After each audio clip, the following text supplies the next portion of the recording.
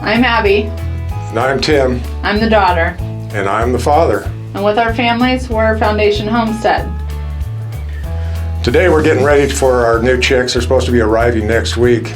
So we just kind of want to go through what we do to get ready for them. We're standing in our brooder house, which is 5 feet wide and 10 feet long. And that's all this part is used for.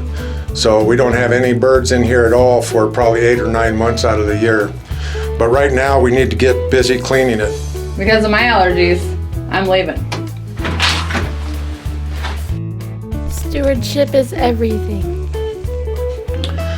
And it's a good idea if you have allergies to find someone else to do this or put a mask on or something because it gets to be really dusty. What we do is when we get all of our chicks out of here for the year, we'll come in and clean it the best we can, primarily so that there's no place where there's clumps of stuff or hay or anything piled up that can trap moisture in the cement or in the wood or any of the places. And then we just let it dry out for months. And then shortly before we come, where our chicks are starting to show up, we come in and do a final cleaning and disinfecting, and we'll show you what that looks like. And the first thing you need to do is scrape down anything that's got bird droppings collected on it, and that's what I'm going to do right now. Before I begin though, I guess I'll tell you what we have here is this is our feeder that we've used for our chicks. When they get to a certain age, we pull this up out of the way and we hang it up here along with the lights, so everything's up out of the way. And then we'll drop them down after we get our fresh bedding and everything in here. So now we'll just get busy cleaning it out.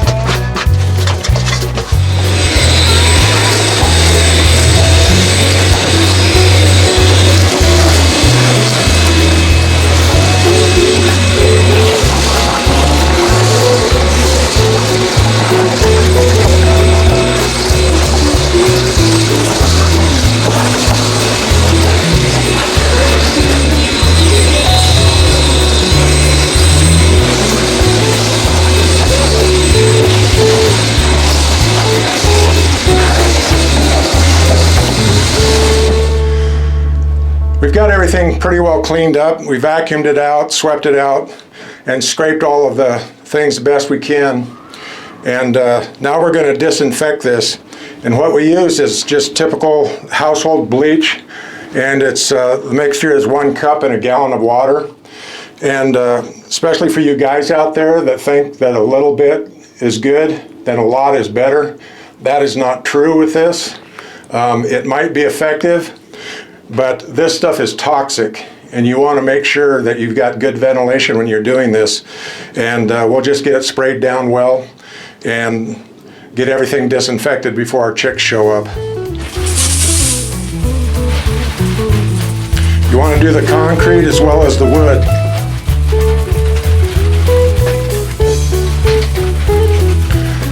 And it doesn't have to be where it was so thick that it's actually running down the wall or pooling up on the floor, but you want to make sure you get all the surfaces covered fairly well. And if it starts getting kind of difficult to breathe, get out, take a break, come back later.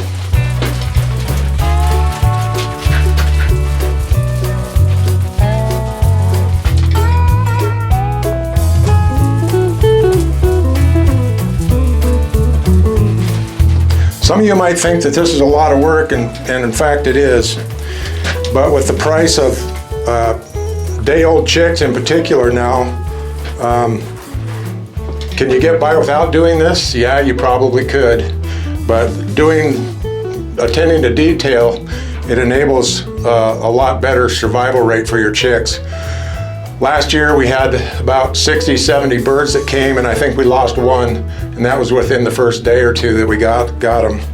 So this works for us. We're going to keep doing it. And another thing is you need to make sure there aren't places around that little birds can get in and defecate on the bedding, because that's the best way to transfer disease from one place to another, is those birds.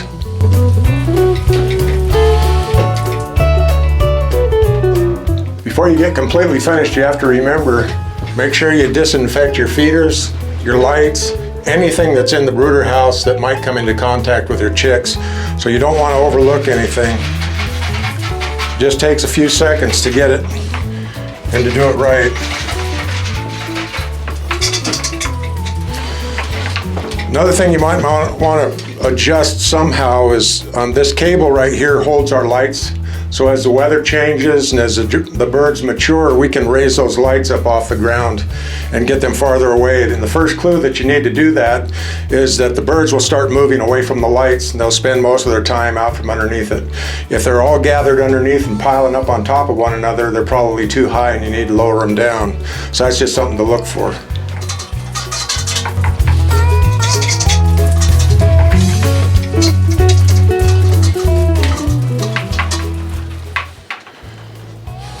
What we use for bedding is just straw that we can get locally. This is just wheat straw, winter wheat straw.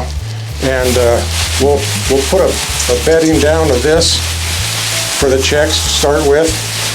And while the chicks are in here, we don't clean this out at all. We just keep adding and adding and adding, because when it comes to chicks, moisture is your primary enemy. You want to keep them dry, and each layer you put on after it gets packed down and starts to get matted, you want to put another layer in there. And this is cheap, and we have used this pretty much exclusively. When we first started, we used wood chips, but they're much more of a hassle and they're more expensive, and this is just a lot more convenient for us. So we'll put a bed down here and we should be pretty close to ready to go.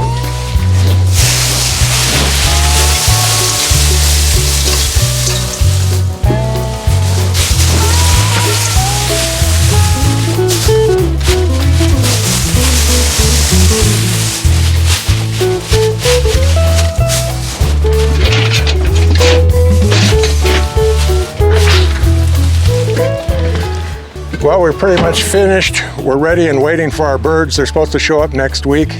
They're usually shipped on a Monday, so we get them on Wednesday, hopefully.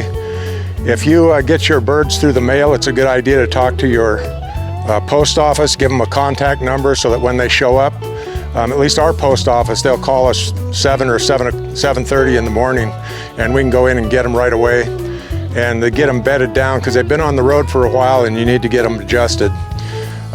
We've got 105 birds coming. Most of those, I think 80 of them, are meat birds. When we get to the point where we're going to process those birds, we'll do another video to show you how we do that. And the rest of them are replacement layers. So we're just reminded that Solomon said in the book of Ecclesiastes, whatever your hand finds to do, do it with all your might. Thanks for joining us, and we would appreciate having your comments. And if you do things differently, maybe we can learn something from you. So let us know. And hit that like button. We'd love to have you back.